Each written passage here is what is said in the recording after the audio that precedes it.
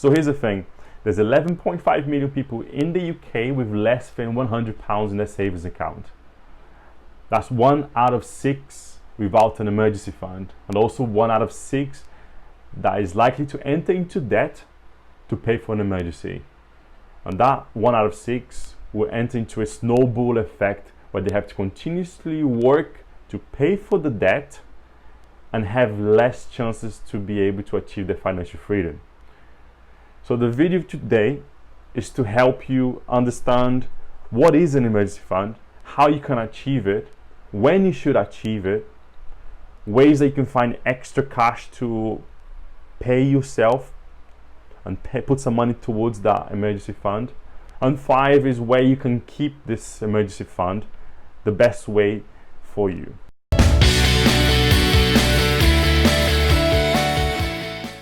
So step 1 into building an emergency fund is to understand what is an emergency fund. So I want you to think, reflect on it. What is an emergency fund? What would you use the emergency fund for? So if you're thinking on the lines of some money that you put to the side to cover unforeseen circumstances where you may have lost your job, or to cover a health issue that you may have in the future, or a family member, then that is an emergency fund requirement. But if you're thinking that an emergency fund is some money you put to the side for you to cover a last minute holiday, or to buy a fancy new car or new clothes, then I suggest you pay close attention to this video in order for you to start to develop a growth mindset where you will be able to separate what is your desires, what is your pleasure, to what is an emergency. Okay, so to summarize step 1, it's important that you take from that an emergency fund is the money that you're going to put to the side to help you get from point A to point B if you lost your job. It's going to help you maintain tranquility during this phase that you just lost your job. When you lose a job, you don't have any money, you start to worry what you're going to do to eat the next day, how are you going to pay your rent. So this money is going to help you bring tranquility and allow you to make clever decisions, wise decisions for your next step in your life. So now that we got step 1, an understanding of what is an emergency fund, step 2 is how much do I need for my emergency fund? So there is not really a written rule on how much you need. Some say 1 month, 3 months, 6 months, 12 months. But to be fair, only you know how much you need. I don't know how much you need. An advisor won't be able to tell you how much you need because only you know your real struggles. What is your value for money? How much you spend? How hard it is going to be for you to survive during a difficult situation. So you need to think of how much is your living expenses. What quality of life you want to maintain during unforeseen circumstances, So the fact is we need to be honest to ourselves when thinking of our emergency fund.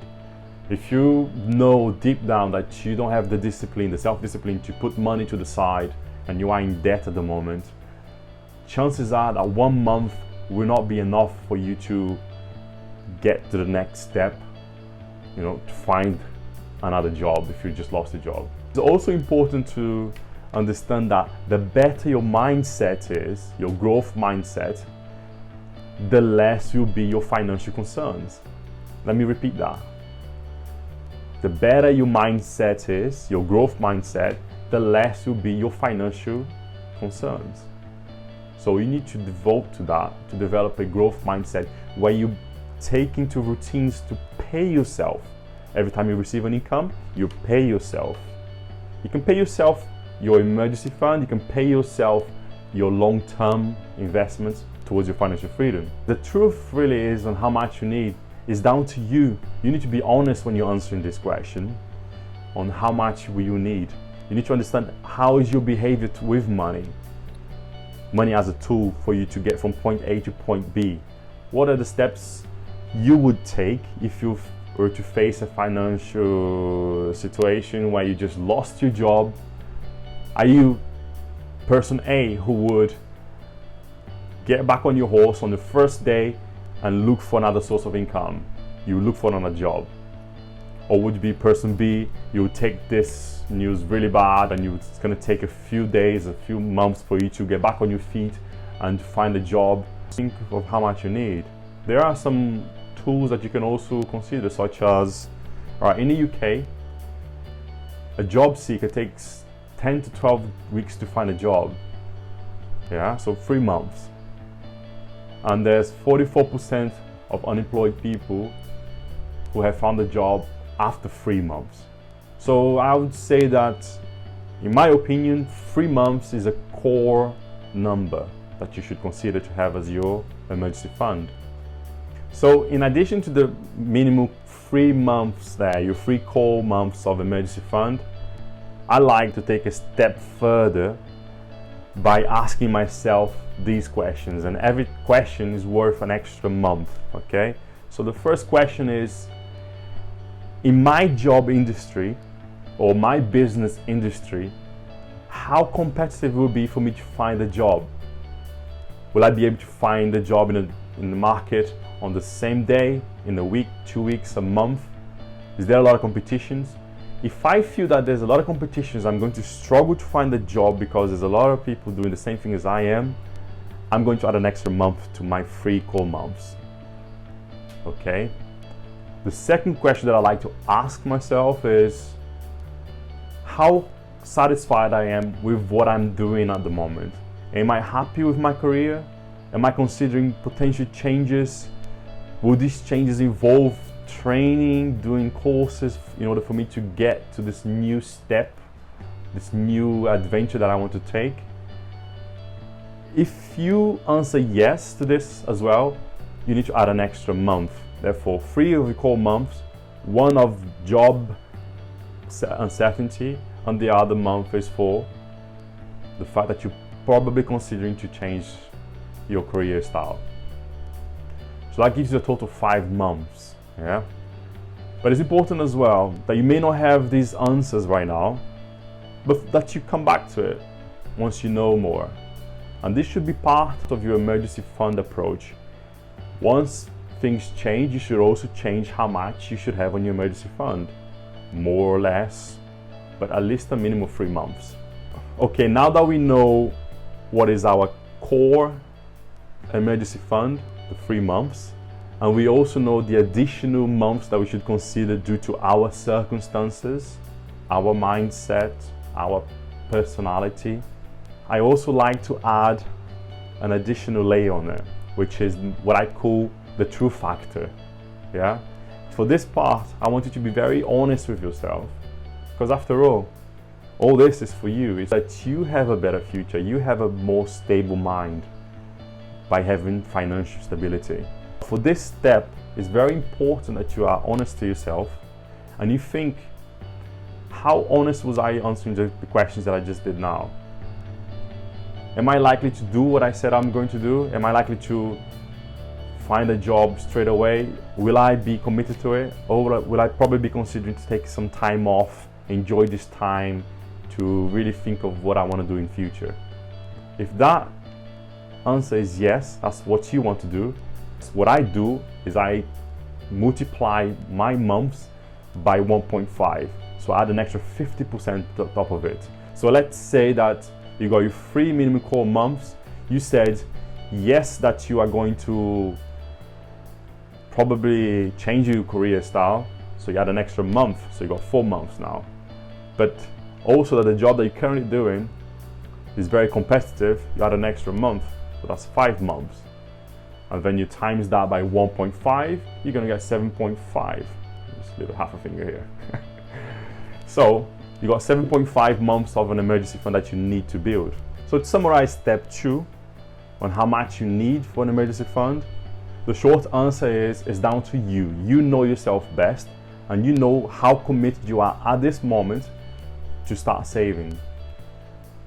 If you are one of those persons who are able to save well, then 3 months, your core 3 months will be good to start with. Or you can take a step further where you ask those additional questions, such as what I did to get my emergency fund, which is, how hard is it for me to find a job in my industry or my business industry? And also, am I considering changing my career in the future? Am I happy with what I'm doing? Am I going to change in 3, 6, 12 months? For every answer that you give that is a bit uncertain, you need to add an extra month to your emergency fund. So now going on to step 3 of when should I achieve my emergency fund? It might be repetitive what I'm saying, but the truth is, it's down to you. You are the one who are able to answer this question on affordability, determination, commitment to cover your emergency fund. Because let's face it, I'm just doing this video here, sharing some tips. I don't know what your current situation is, but the fact is you need to build your emergency fund as soon as possible, okay? So, but you also need to look at your current situation, such as what is the current situation of your employment or your business? Are you likely to face some difficulties in the 3 to 6 months? Are you likely to be made redundant, or are you considering changing your career? So if these things are in mind, you need to factor those in and find out when you should have that cover to prevent facing the issue, not having the money to get you from point A to point B, okay? So having said that, I'm going to give you some basis on the ideal scenario, okay? So ideally, you should have your living expenses capped at 50%. If you have £1,000 income per month, then you ideally should have 50% of that allocated for your living expenses. Your rent, your food bills, your utility bills, your card bills should not exceed 50% of your income. And the remaining 50% is what you use for your investments, for your emergency fund, for your travel costs, and for you to live, for you to enjoy your life. Because after all, you need to focus on your short-term goals as well, your current needs, because you cannot get tomorrow if you don't have the money for today, right? So having said that, 50%, which is £500, which if you really want to pay off as fast as you can, then what I did is 50% of my salary I was using for my living expenses, and the other 50% I was putting straight into my emergency fund. So I was able to achieve my 3 months within 3 months of commitment. But obviously, to get to that, you need to be willing to sacrifice your pleasures. Yeah, I had to say no to a lot of things, but I had to say no in order to get my emergency fund and change my mindset to understand what is important for me in the future. So having said that, only you know when you can achieve it and when you should achieve it, because your life is different from mine and from your friends. So consider what is important to you right now and how fast you can build it. Another situation as well that you need to consider your emergency fund is if you're considering to start investing in your long term, invest in the stock market, then you need to factor this in, that you need to get your first step, which is the emergency fund. Without the emergency fund, you should not touch the stock market, because you need to have your mindset balanced first. This is very important.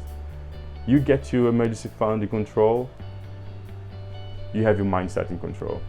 So to summarize step 3, which is when should you achieve your emergency fund? Again, it's down to you and how hungry you are to achieve it, okay? So if you're thinking of you really want to achieve your financial freedom, then you need to go through the emergency fund step first.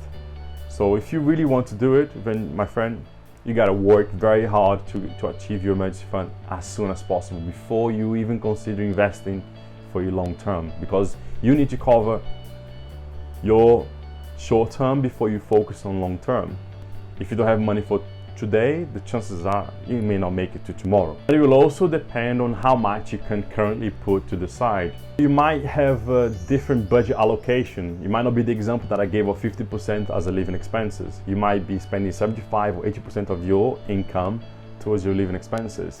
So in addition to having to adjust that in the future to 50%, for the time being, you just have to put what you can every month until you achieve your emergency fund goal. But it's important for you to work on that budget split, because if you're spending 75% of your income towards your living expenses, you're going to struggle to achieve your emergency fund and also to achieve your financial freedom. And you're going to end up not having a wealthy life in the long run. Okay, so step 4 is how you can get extra cash to put into your emergency pot. So what I'm about to share with you, if you never heard it before or never done it, you're gonna like it. So, did you know that you can claim back 5 years of work expenses even though you are an employee? So I didn't know that. I missed out on a few years, but I was able to claim back from 2 years of working in the UK, £40.84 that I didn't know that I even had it. And the great thing is, you can do it yourself. I suggest you don't go through an intermediary, because they're going to take at least 25% of your tax back as a commission to them. You can do it yourself. It's going to take between 5 to 10 minutes. It's very easy. And I've uploaded a link with the video here where I'm explaining you step by step on how you can claim it yourself. And hopefully you're going to get some money back. If you've never done it and you have to wear a uniform for your job, or you work in construction, if you're a cabin crew, whatever your job is, have a look at the website over there, and chances are you might be entitled to get some money back. 5 years worth of it. The second one is refund, okay? Everyone gets some refund back when you buy something that you actually don't like and you take it to the store and they refund the money back. If you bought that and you refunded it, truth is you never needed it. So take that refund money and transfer straight into your emergency pot. And option 3 as well is birthday money, right? We all have that grandmother or granddad or friends who likes to give you a birthday card with a nice £10 or £20 inside. So if that happens to you, it's your birthday soon, take that money and put it into your emergency pot as well. These are ways that you can build your emergency fund in addition to your monthly commitment. Fourth option is to look around your house. See what you have there that you don't use anymore, because one man's trash is another man's treasure. So something that doesn't worth anything for you, someone is willing to pay for it. So use Marketplace. Get all these things that you don't want, sell your Marketplace, get that money and put it to your emergency pot, because that is unexpected money. You're not expecting it. So put it into your emergency pot. And the other option as well is, again, Marketplace. Everyone have their own interests. Some like video games, some like bikes, some like you name it. But the fact is, we all have an interest and we know the true value of something. Let me give an example here to my nerd friends. There are some guys who know exactly how much a Zelda game costs. You can buy some online for about £400. But why not spend some time on the Marketplace to see if you can find the Zelda game at a lower price where you know the true value of how much you can get for it. You can buy it low and sell high. You can make some money that way as well. Example, what I did last week is I bought a mountain bike for £100 and I sold it the week after for £194. So that extra £94, yep, straight into my emergency pot. So step 4 again, guess what? It's down to you to find the extra cash. You must be driven to go after it to get some money. So look around your house, apply for your tax back on work expenses, even though you are an employee. Go to the link that I shared with you and apply for it. It's gonna take 5 to 10 minutes. You're gonna get some money back, hopefully, and then you will put that money into your emergency fund. Just before we go into step 5, and you're still here, my friend, you have earned my respect. You have shown to me that you have the determination to get your emergency fund sorted, and next step is going to be your financial freedom, and you're likely to achieve it because you are committed. So let me know who you are. Drop a comment down here saying with a hashtag stayed till the end, so I know who you are. Step 5, I'm going to be honest with you. I'm going to go through step 5 with a pain in my heart, because I'm going to suggest something that I did that I know is not the ideal scenario, but for an emergency fund you have to do, which is to put 3 months of your emergency fund into a savings account. It can be a traditional savings account, or it can be an online savings account. Okay? Why I think it's not the best, but is the easiest option, is because you're going to have immediate access to this money if you come to need it for an unforeseen circumstances. But why I think it's bad is because money in the savings account gets eaten by inflation. You lose money, and that's not the purpose of Steps to Invest. Steps to Invest is to find ways for you to get more for your money. So what I did is I've opened an online savings account because they offer better interest rates on your savings, and it makes it a bit difficult for you to get that money from that online and transfer to your traditional account for you to then spend it. So what you want to do is avoid having easy access, but enough access to cover on the same day if to need this emergency money.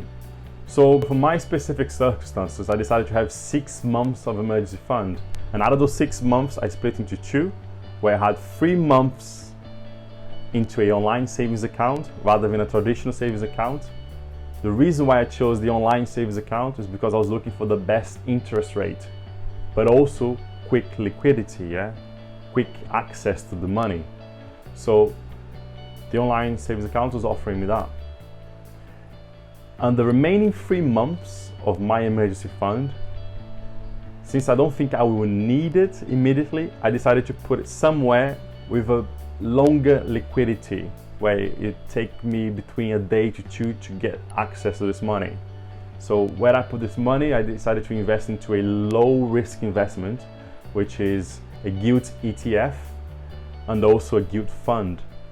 So ETF is exchange traded fund, and gilt is government IOUs, is where you lend the money to a government in return for income or a better interest rate. My intention in investing 3 months into a low risk investment gilt is because I want to try to beat inflation, because I know for certain that my money in a savings account is going to get eaten by inflation, and I'm going to be losing money every year. To summarize, the last step, step 5, is your money, your emergency fund should be put somewhere where you can have quick access, quick liquidity. So traditional savings account, online savings account. But if you have more than 3 months, you could look into a low risk investment such as ETF gilt. It's not something I'm going to go into detail in this video, but I might do a video going forward explaining more on what we can do with our emergency fund. And lastly, here's a bonus for you as well, to control best where you're keeping your money to prevent it from losing it.